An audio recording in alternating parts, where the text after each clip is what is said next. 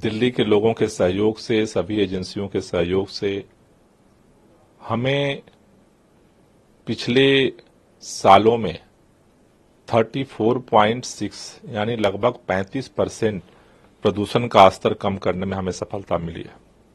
ये आंकड़ा है। तो ये क्या संकेत देता है कि दिल्ली सरकार के प्रयासों का असर प्रदूषण को कम करने में पूरे साल में दिख रहा है।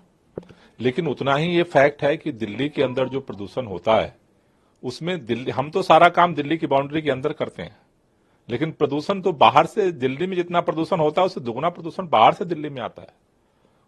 उसके लिए राज्य की सरकारों का सहयोग हमें चाहिए, केंद्र की सरकारों का हमें सहयोग चाहिए।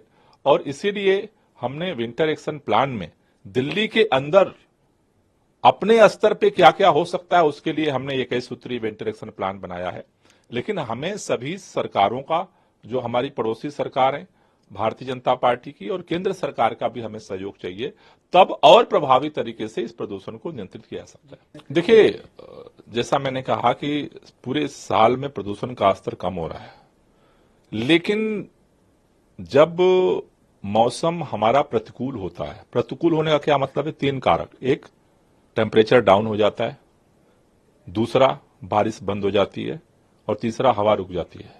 ये 3 जब परिस्थितियां एक साथ मिलती हैं तो जो भी प्रदूषण के कारण है, गैस हैं, वो आसमान में बाहर नहीं फैलते, वो सारे नीचे आ जाते हैं और इसलिए प्रदूषण का स्तर बढ़ता है, जिसका असर ज्यादा पड़ता है। ऐसी स्थितियों के लिए इमरजेंसी मेजर्स के बारे में सरकार सोच रही है। इसके लिए एक तो ऑड इवन है, तो ऑड इवन की तैयारी सरकार शुरू कर रही है और जो भी परिस्थितियां बनेगी उसके अनुसार उसमें निर्णय लिया जाएगा। दूसरा, कृत्रिम वर्षा। आईआईटी कानपुर ने कृत्रिम वर्षा कराने के जो प्रयोग किए हैं, पिछली बार हमने उस पर चर्चा की थी, लेकिन उसमें सेंट्रल गवर्नमेंट के भी कई सारे परमिशंस चाहिए।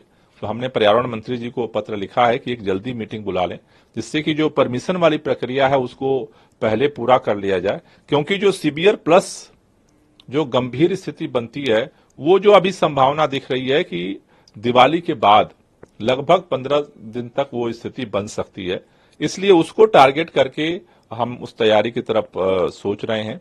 और मैं जल्दी ही पर्यावरण मंत्री जी से और दोबारा बात करने की कोशिश करूंगा, क्योंकि जल्दी मीटिंग होना जरूरी इसलिए है कि जिससे कि परमिशन की प्रक्रिया भी हम पूरी कर लें।